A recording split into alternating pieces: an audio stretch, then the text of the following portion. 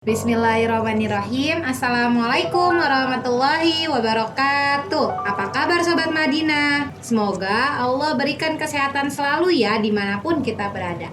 Ketemu lagi nih kita di episode ketiga dari program Light Minded Muslim.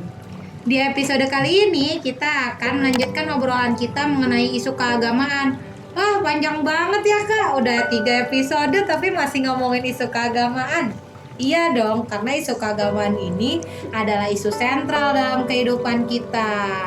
Nah, tapi teman-teman, untuk kali ini kita akan ngobrol seputar Islam yang komprehensif atau syumuliyatul Islam. Merupakan konsep kehidupan yang komprehensif, koheren, dan konsisten sebagai usaha membendung kesalahpahaman beragama. Kesalahpahaman yang sering terjadi mencerminkan Islam sebagai sebuah agama yang memiliki makna yang sempit, tidak solutif, dan kaku. Padahal, jika diteliti lebih dalam, Islam sama sekali tidak menggambarkan hal seperti itu. Dan justru yang ada dalam Islam adalah sebuah bentuk tatanan kehidupan yang sempurna dan mulia, jauh sekali dari kata hina dan merendahkan martabat diri manusia. Adapun kesalahpahaman ini tentu tidak lepas dari beberapa faktor yang hadir, baik dari internal seorang muslim itu sendiri atau dari faktor eksternal. Dewasa ini kita melihat sebuah kenyataan bahwa Islam merupakan agama terbesar di Indonesia. Namun, mengapa Islam justru mendapatkan sentimen yang begitu tajam? Disinilah letak evaluasi seorang muslim yang perlu diperhatikan. Islam merupakan sistem dan kerangka berpikir yang sempurna dan komprehensif. Ia hanya konsep dan implementasinya ada pada tanggung jawab pemeluknya. Jika kita meningkatkan sensitivitas keimanan dan mencoba untuk melihat kenyataan seberapa banyak muslim yang merepresentasikan Islam dengan baik dalam hidupnya dibandingkan dengan seorang muslim yang hanya meletakkan identitas muslimnya saja tanpa mengamalkan nilai-nilai yang dikandung oleh Islam itu sendiri. Arogansi beragama dan munculnya sifat eksklusif dalam jiwa pemeluknya menjauhkan seorang muslim dari tujuan beragama itu sendiri, yaitu menghayati setiap hikmah dan nilai-nilai Islam. Representasi yang tidak tepat ini justru memberikan dampak kurang baik bagi keberadaan Islam. Islam akan tetap ada dan berjaya, namun menjaganya adalah kewajiban dan kehormatan yang diberikan oleh Allah kepada seorang muslim. Dalam menanggapi Islam setidaknya ada 2 golongan. Pertama, mereka yang secara langsung memusuhi dan melawan Islam. Kedua, mereka yang tidak membenci Islam namun tidak suka menerapkannya dalam kehidupan. Menurutnya, Islam cukup sebagai kepercayaan saja dalam hati. Kedua golongan ini memiliki kaitan yang erat dalam kehidupan masyarakat, sehingga perlu adanya penanganan khusus dalam menghadapinya.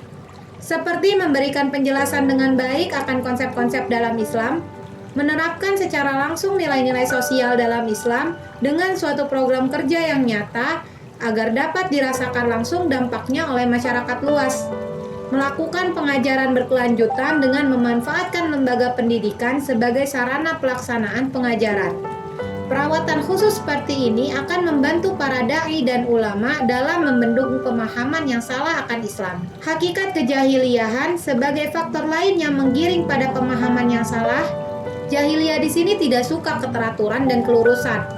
Kejahiliahan melakukan perlawanan kepada Islam yang membawa nilai-nilai suci karena ia takut kepentingan dan kehidupannya, nafsu dan penyelewengannya akan terkikis oleh cahaya yang dibawa oleh Islam. Menjauhkan diri dari kebenaran dan menutup mata daripadanya, sehingga pada akhirnya sama sekali tidak bisa melihat cahaya kebenaran. Menjauhkan diri dari agama akan merusak jiwa. Hal ini disebabkan karena Togut telah menguasai seluruh urusan hidup manusia. Selain itu, karena adanya pengalaman traumatik dalam agama yang dirasakan oleh orang-orang Barat membuat mereka sejak awal sudah menentang keberadaan agama itu sendiri. Sehingga dengan nalar, mereka mencoba membentuk semua pedoman hidup yang baru lewat sistem sekularisme, liberalisme, dan pluralisme yang menyentuh seluruh aspek kehidupan manusia. Tidak hanya itu, adanya pemikiran jahiliyah ini mempengaruhi manusia dalam memahami konsep Tuhan, konsep agama, perkara alam, kehidupan, dan manusia. Faktor lain yang muncul adalah dengan menampilkan tokoh-tokoh cendekiawan dan tokoh pemikiran yang menghancurkan nilai-nilai agama lewat teori yang dibangunnya. Kaum intelek ini telah terkontaminasi oleh kejahiliahan sehingga tidak mampu membedakan mana yang bermanfaat dan mana yang berbahaya bagi kehidupan muslim itu sendiri. Anak muda sebagai objek penerapan konsep pemikiran yang dibangun oleh kaum intelek ini juga memunculkan gejala yang kurang lebih sama. Mereka tidak menyukai Islam karena Islam melanggar apa yang menjadi kesenangan dan kegemaran mereka. Apakah hal itu benar? Atau memang ada sesuatu yang salah dipahami oleh pemuda tersebut? Pada hakikatnya, manusia adalah makhluk fitrah yang mencintai kebenaran, keteraturan, dan keindahan. Namun, kadangkala kita terjebak akan makna indah, benar, dan teratur itu sendiri, sebab kurangnya usaha untuk memaksimalkan potensi akal dan panca indera yang telah Allah anugerahkan kepada manusia. Mereka justru terbiasa memanipulasi diri dan hati mereka sendiri dengan kebahagiaan dan kesenangan semu, mengorbankan diri mereka pada hal yang tidak mengantarkan pada kebenaran dan kebahagiaan yang hakiki. Generasi ini telah dipaksa untuk menerapkan sistem-sistem buatan manusia dan dicekoki oleh doktrin-doktrin negatif tentang Islam sebagai agama yang kolot, terbelakang, dan rendah, sehingga perlu dijauhi untuk membangun peradaban yang maju. Solusi atas problematika yang sudah dijabarkan ini terangkum dalam sebuah usaha nyata yang dilakukan oleh setiap pribadi muslim untuk mempresentasikan Islam dengan sebaik-baiknya, menghayati nilai dan hikmah beragama sehingga menghilangkan sikap arogansi dan eksklusif dalam kehidupan beragama. Kerjasama antar masyarakat muslim untuk menciptakan lingkungan Islami. Solusi atas problematika yang sudah dijabarkan ini terangkum dalam sebuah usaha nyata yang dilakukan oleh setiap pribadi muslim. Pertama, untuk mempresentasikan Islam dengan sebaik-baiknya. Kedua, menghayati nilai dan hikmah beragama sehingga menghilangkan sikap arogansi dan eksklusif dalam kehidupan beragama.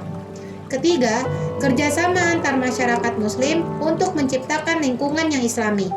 Selain itu, sarana pendidikan untuk memfasilitasi proses pengajaran dan pembinaan sangat dibutuhkan untuk membimbing akal manusia pada hakikat kebenaran dan usaha penyampaian nilai-nilai Islam secara terencana, sistematik, dan penuh semangat dan keberanian. Nilai-nilai Islam itu sendiri tentu tidak lepas dari susunan konsep pemahaman tentang cara pandang Islam melihat realita. Cara pandang itu sendiri menjadi dasar atas sikap yang diambil dan karakter yang membentuk kepribadian seseorang. Cara pandang juga yang akan menentukan perspektif manusia dalam melihat realitas. Pemahaman akan nilai Islam yang komprehensif, koheren, dan konsisten ini menjadi salah satu konsep dalam cara pandang Islam, yaitu konsep agama. Konsep agama dalam Islam sebagai perangkat aturan Tuhan yang diberikan kepada manusia untuk mendapatkan kebaikan dalam kehidupan di dunia dan di akhirat. Hal ini menegaskan bahwa agama memiliki ikatan yang kuat dengan kehidupan manusia. Agama adalah keyakinan terhadap eksistensi atau wujud suatu zat yang gaib, yang maha tinggi. Ia memiliki perasaan dan kehendak. Ia memiliki wewenang untuk mengurus dan mengatur urusan yang berkenaan dengan nasib manusia. Keyakinan mengenai ihwalnya akan memotivasi manusia untuk memuja zat tersebut dengan perasaan suka maupun takut dalam bentuk ketundukan dan pengagungan. Singkatnya, agama adalah keyakinan atau keimanan tentang suatu zat ketuhanan atau keilahiyahan yang pantas untuk menerima ketaatan dan ibadah atau penyembahan. Agama juga merupakan hukum atau ketentuan idealis yang mendeskripsikan sifat-sifat dari kekuatan ilahiyah itu dan kumpulan kaidah-kaidah praktis yang menggariskan cara beribadah kepadanya. Pembidangan dalam agama Islam secara garis besar meliputi 3 hal. Pertama, akidah yang identik dengan rukun iman, syariat yang merupakan kumpulan norma hukum yang mencakup masalah ibadah dan muamalah. Terakhir, akhlak atau budi pekerti, etika dan moral yang mengatur tata hubungan manusia dengan Tuhannya, manusia dengan manusia lainnya atau sesama makhluk hidup, dan manusia dengan alam semesta. Islam sebagai agama adalah satu-satunya agama samawi yang ada dan asli, karena agama lain telah mengalami perubahan atau sudah tidak murni lagi dari bentuknya yang asli. Menurut Al-Quran, Islam merupakan satu-satunya agama murni samawi. Karena agama Islam adalah agama yang dianut oleh semua nabi-nabi yang Allah utus. Sebagai sebuah agama, Islam memenuhi unsur-unsur seperti: pertama, sebagai sistem kredo, tata keimanan atau keyakinan atas adanya sesuatu yang mutlak di luar manusia. Kedua, sebagai suatu sistem ritus atau tata peribadatan manusia kepada yang dianggapnya yang mutlak itu. Sebagai sistem norma, tata kaidah yang mengatur hubungan manusia dengan manusia dan hubungan manusia dengan alam lainnya sesuai dan sejalan dengan tata keimanan dan tata peribadatan yang disebutkan sebelumnya. Islam adalah agama Allah yang diwahyukan kepada rasul-rasulnya untuk diajarkan kepada manusia, dibawa secara kontinuum dari satu generasi ke generasi selanjutnya. Islam sebagai rahmat dan hidayah, petunjuk, juga sebagai perwujudan dari sifat Rahman dan Rahim Allah, merupakan agama yang telah sempurna dan penyempurna terhadap agama atau syariat yang ada sebelumnya. Sebelum masa Nabi Muhammad, Islam masih bersifat lokal atau untuk kepentingan bangsa dan daerah tertentu, terbatas pada periodenya. Selanjutnya, Islam yang datang pada risalah Nabi Muhammad berlaku untuk seluruh bangsa dan dunia di seluruh ruang dan waktu. Universalitas ajaran Islam yang tidak hanya menyangkut masalah duniawi, tapi juga menyangkut masalah ukhrawi atau masalah akhirat. Agama Islam mengurus secara langsung pengaturan duniawi dan spiritualitas seseorang atau kelompok, tidak melewati perantara-perantara lainnya dalam pengaturan, sehingga tidak ada monopoli keagamaan. Islam adalah mutlak yang suci dan rasional. Penamaan Islam sendiri bermakna kebenaran universal, ajaran Allah yang hak dan berlaku dimanapun dan kapanpun. Islam memenuhi tuntutan kebutuhan manusia di mana saja berada sebagai pedoman. Dimensi ajaran Islam memberikan aturan bagaimana cara berhubungan dengan Tuhan atau penciptanya, dengan sesama makhluk hidup, termasuk dengan alam atau lingkungan hidup. Program syariat Islam yang universal ini tentu memiliki tujuan yang berguna untuk menjaga seluruh aspek kehidupan manusia. Tidak hanya itu, tujuan ini juga bertujuan untuk melindungi masyarakat dari pertikaian atau peperangan antar etnis, ras, atau bahkan negara. Tujuan dari ditegakkannya syariat Islam adalah yang pertama sebagai hifzul aql atau pembinaan dan pemeliharaan kesehatan akal dan kecerdasan masyarakat. Kedua, hifzun nafas, pembinaan dan pemeliharaan keselamatan jiwa dan nilai kejiwaan. Ketiga, hifzul mal, pemerataan kesejahteraan materi.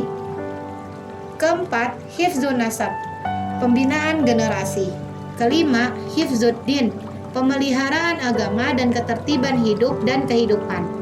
Adapun beberapa upaya untuk memenuhi kebutuhan rohani dan jasmani manusia dan juga upaya dalam menciptakan ketertiban dunia dan perdamaian adalah dengan Islam menegakkan kesatuan umat Islam secara universal, tidak melihat berdasarkan warna kulit, kelompok ras atau etnis, bangsa dan golongan yang membawa pada ketidakadilan. Dunia ini diatur dan milik Allah, dimanfaatkan oleh manusia secara adil.